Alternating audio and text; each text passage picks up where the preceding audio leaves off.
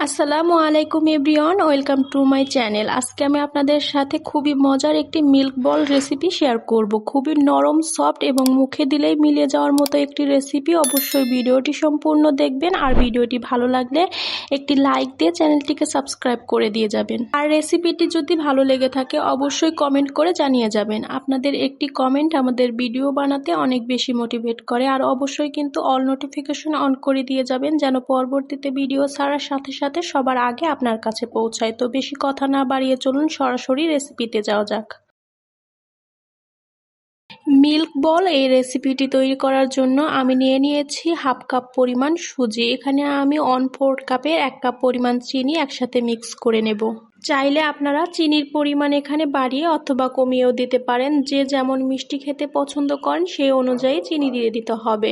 আর এখানে আমি লিকুইড দুধ দিয়ে দেব 1.5 কাপ পরিমাণ। যতটুকু পরিমাণ সুজি নিতে হবে তার 3 ভাগ পরিমাণ দিতে হবে লিকুইড দুধ।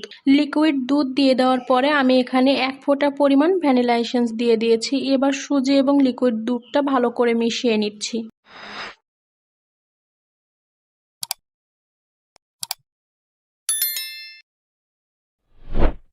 সুজি এবং দুধটা ভালোভাবে মিশিয়ে নিয়ে একটি কড়াইতে সুজি এবং দুধের মিশ্রণটা দিয়ে দিচ্ছি। এবার ভালোভাবে নাড়াচাড়া করে জাল করে একদম ঘন করে নিতে হবে।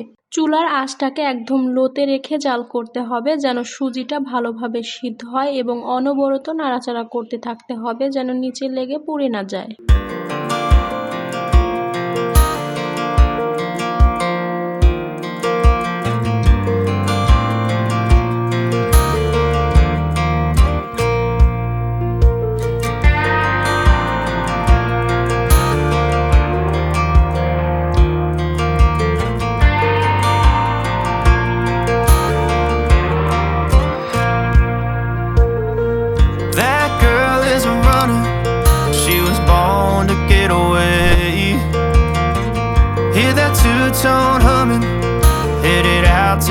সুজি এবং দুধের মিশ্রণটা জাল করতে করতে যখন এরকম ঘন হয়ে আসবে, এ পর্যায়ে গলানো বাটার অথবা ঘি দিয়ে দিতে হবে। এখন আবারও বাটারের সাথে নাড়াচাড়া করে সুজির মিশ্রণটাকে মিশিয়ে নিতে হবে।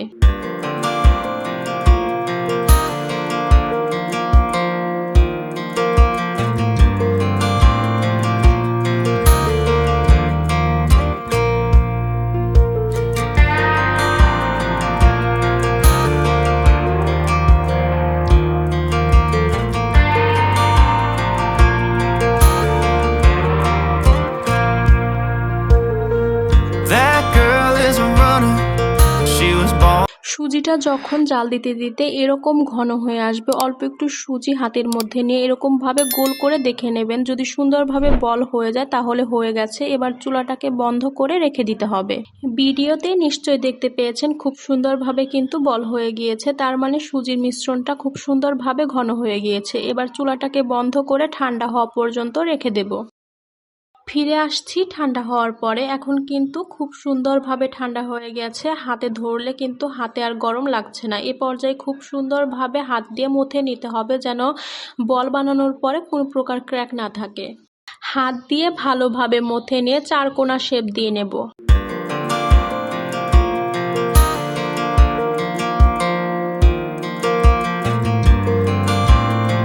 চার কোণা করে শেপ দিয়ে নিয়ে একটি চাকু দিয়ে ছোট ছোট পিস করে কেটে নেব। সবগুলো পিস যেন সমান হয় সেটা খেয়াল রাখবেন, তাহলে বল বানানোর পরে সবগুলো বল সমান হবে।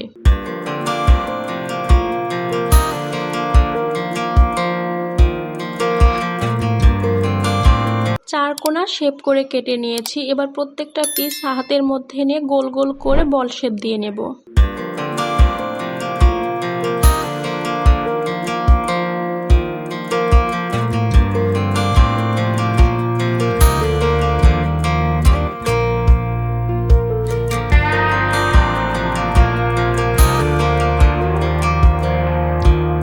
সবগুলো বল একটা একটা করে বানিয়ে নিয়েছি। এবার কিছু কোকো পাউডার উপর দিয়ে দেব। ব্যাস হয়ে গেল আমাদের মিল্ক বল।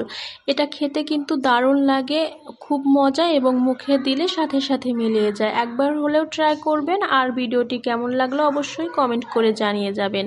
আশা করছি আজকের ভিডিওটি সবার কাছে অনেক বেশি ভালো লেগেছে। যদি ভিডিওটি ভালো লাগে একটি লাইক দিয়ে চ্যানেলটিকে সাবস্ক্রাইব করে দিয়ে যাবেন এবং অল নোটিফিকেশন অন করে দিয়ে যাবেন, যেন পরবর্তীতে ভিডিও ছাড়ার সাথে সাথে সবার আগে আপনার কাছে পৌঁছায়। আজকের মতো ভিডিও এখানেই শেষ করছি। সকলে ভালো থাকবেন, সুস্থ থাকবেন। আসসালামু আলাইকুম।